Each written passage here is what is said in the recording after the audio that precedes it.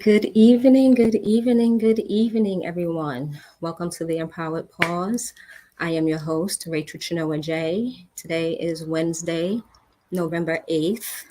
We are rapidly approaching the end of the year, and I don't know how I feel about it. How do you feel about it? Are you excited and different? How has your year been so far? Mine has been really interesting, and that's what I'm going to talk about a little today. Resilience. That's our topic for today. But before I get started, as usual, let me tell you a little bit about Speak Initiative and the Empowered Pause. Speak Initiative is suicide prevention through empowerment, action, and kindness. And the Empowered Pause is just one of our programs under our empowerment philosophy. Speak Initiative is a peer support organization that stands in the gap with people who are experiencing mental health challenges or who have had past suicidal ideations. Our mission is to reduce the stigma around mental health care and suicide in the Black and Brown community so that our speakers can speak, be heard, and live fully. So, again, SPEAK stands for Suicide Prevention Through Empowerment, Action, and Kindness.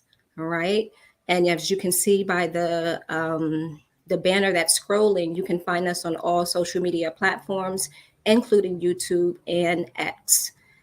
So now that we've done that, let's get started on this topic that I have today of resilience.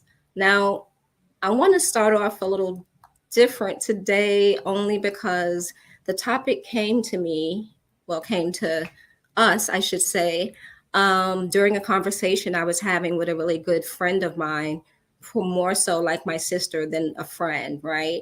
And I said the date is November 8th. We are rapidly approaching the end of the year. And my brain went to like, well, what happened this year? What do we do? Where do we go? Like, it seems like it was a blink of an eye, but things did happen. So, in a moment of transparency, I would like to express that I suffered a small trauma, but a trauma nonetheless, late last year, early this year. And it threw me for a loop. I wasn't able to eat. I wasn't really focused as much as I could be. I didn't feel well. And sometimes these things happen, right?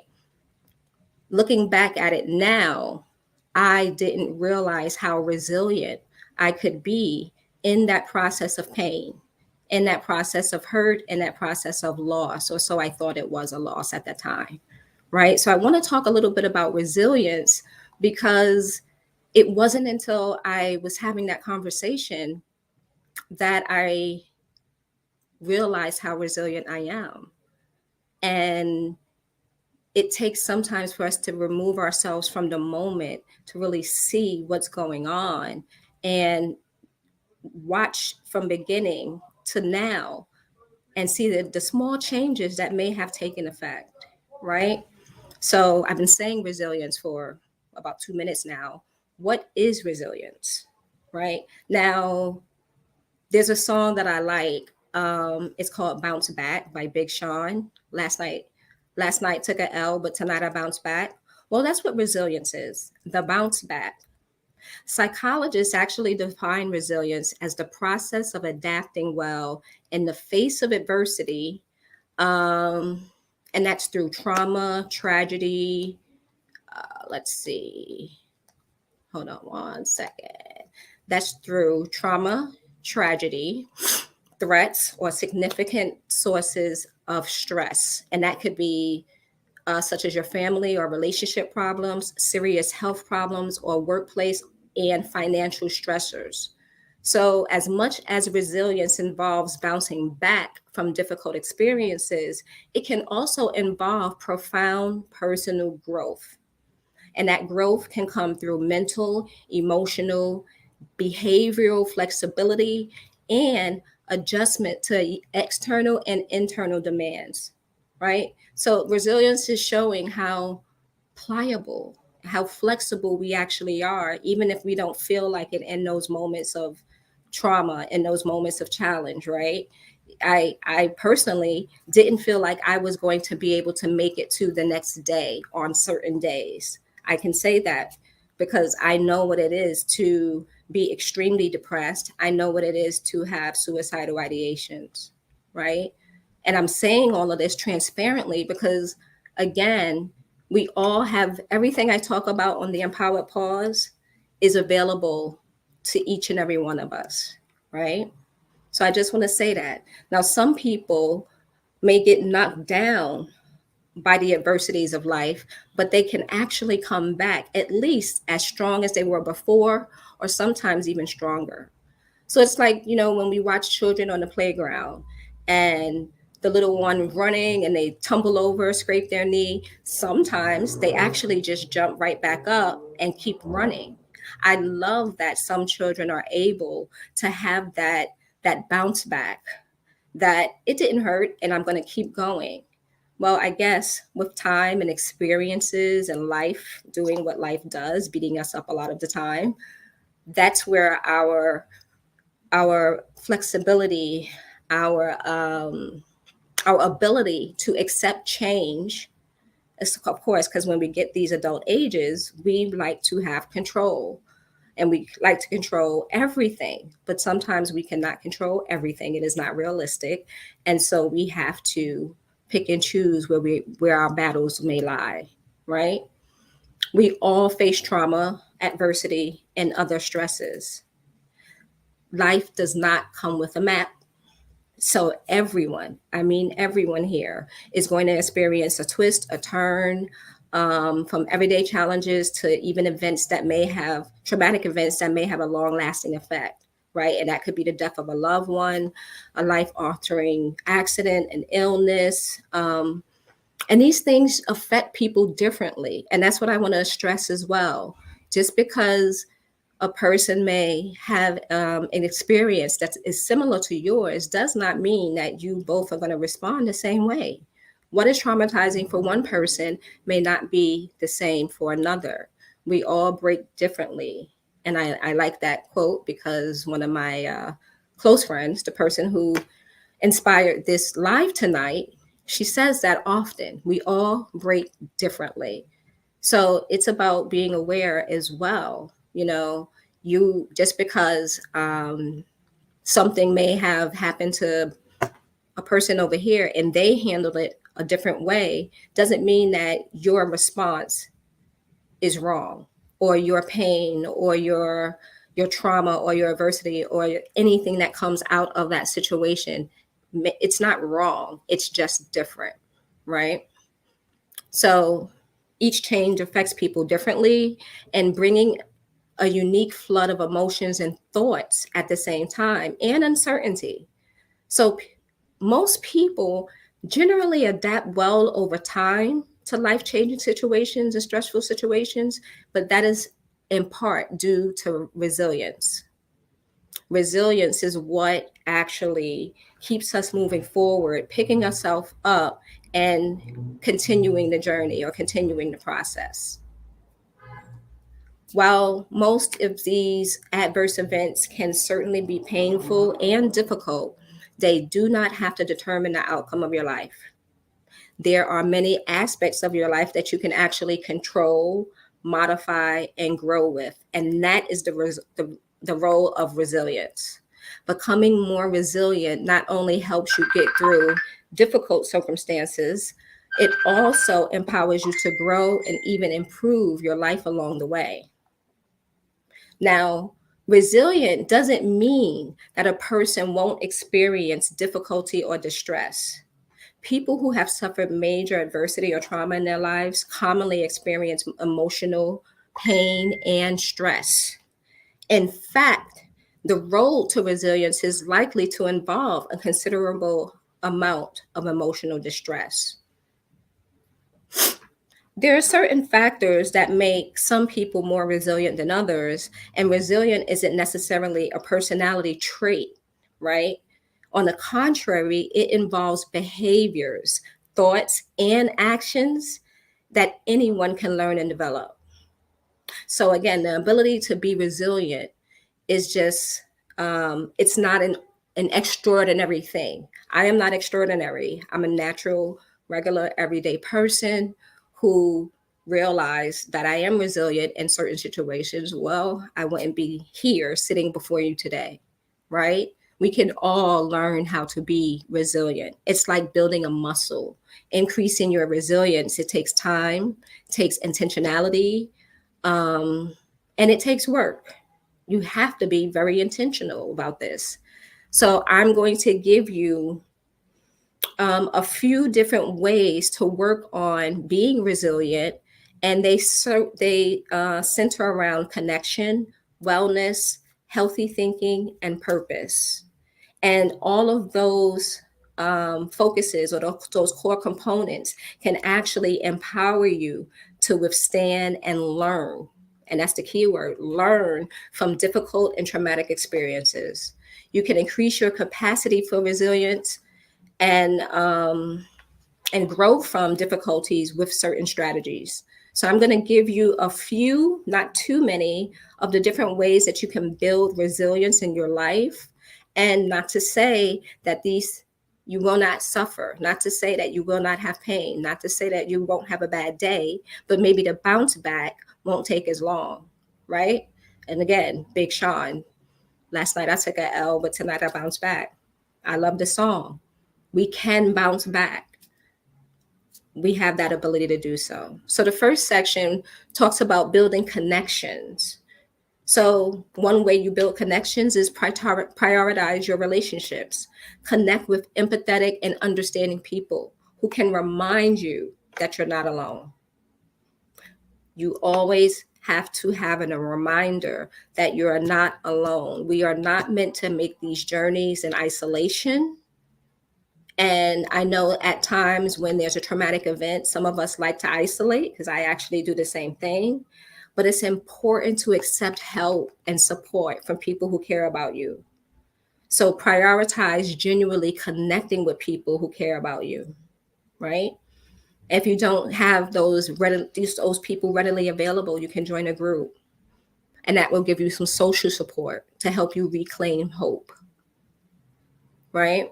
Look for groups of people who may be experiencing the same thing you are. Maybe it's grief, maybe it's depression, and you don't see a personal psychotherapist or a clinical social worker or someone like that, right? There's group therapy. To foster wellness in your life, we can talk about taking care of your body, self-care. We say this a lot. However, I will continue saying it because I realize that during those times of trauma, during those dark days, during those days when I just don't feel like being, self-care seems to go out the window. I have to be transparent. I have to be honest. And it's not okay sometimes to let yourself fall apart. You have to take care of your body. It is a legitimate practice for mental health and for building resilience. Stress is as much physical as it is emotional.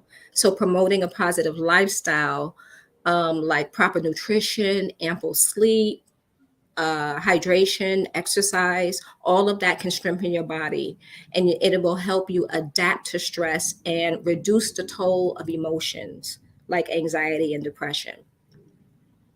Practice mindfulness. Mindfulness can be journaling, it can be yoga, any of your other spiritual practices like prayer or meditation. It can help you build connections and restore hope. It can prime you to deal with situations that require resilience. When you journal, when you meditate, or when you pray, think about the positive aspects of your life and recall the things you're grateful for, even during those personal trials. Gratitude can actually change your attitude. Or people sometimes say you have an attitude for gratitude, but actually, gratitude can change your attitude when you find purpose, when you help others, when you volunteer, when you go out, and even though you may be feeling like crap, but the holidays are coming up, Thanksgiving is coming up, or yeah, there's a lot of holidays actually coming up. And there will be gatherings. There will be places where there are people who are not as fortunate as we are that do not have the resources, so we can actually go out and help those people. That's how we find purpose. It gives you a sense of self-worth. It connects you with other people, and you can actually see where you're tangibly helping someone else. So it can empower you to grow in resilience. Be proactive. It's helpful to acknowledge and accept your emotions during hard times, but it's also important to help you foster self discovery, to ask yourself, what can I do about blank, whatever said problem you're having in your life right now? That can be, what should I do about, my car? What should I do about my partner? Because we're not communicating well. Be proactive in that so it doesn't kind of blindside you and throw you off track. If the problem seems too big to handle, just break it down into smaller tasks, into manageable pieces. Taking that initiative will remind you that you can muster motivation and purpose in even stressful periods of your life.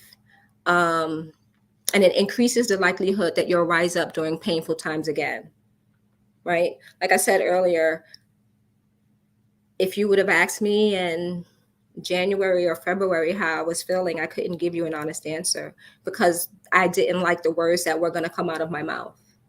I wasn't feeling my best. And I didn't think that I would be able to get to this place. However, what is this? 9 months later, just like the gestation of a baby or a newborn, right? I have looked back at those few months and I'm like, wow, that happened? Who knew that I could feel this good after something so traumatizing that happened for me, right? So be proactive, take initiative, look at the things in your life, go in, do some self discovery, and figure out where you can be better with yourself. And then move towards your goals. Develop realistic goals and do something regularly, even if it seems like a small accomplishment. That enables you to move toward the things that you want to accomplish. Those small wins equal big wins. Again, you can talk about self discovery. I know that I've grown through the pain that I was experiencing. So people often find that they have grown in some respect as a result of a struggle, right? It can, again, increase your sense of self worth and heighten your appreciation for life. And lastly, we're going to look at a couple of ways to embrace your healthy thoughts. Keep things in perspective, right? How you think is actually playing a significant part in how you feel and how resilient you are when you're faced with obstacles. Identify areas of irrational thinking. I had to do that for myself. And that happens because it's a tendency to catastrophize difficulties or assume the world is out to get you when you don't keep things in perspective, right? You might feel overwhelmed by a challenge, and then all of a sudden things start coming your way that it feels like a mountain or a volcano overflowing. Well, keep things in perspective. That is not happening. The world is not opening up into a sinkhole. You just are feeling emotions, right?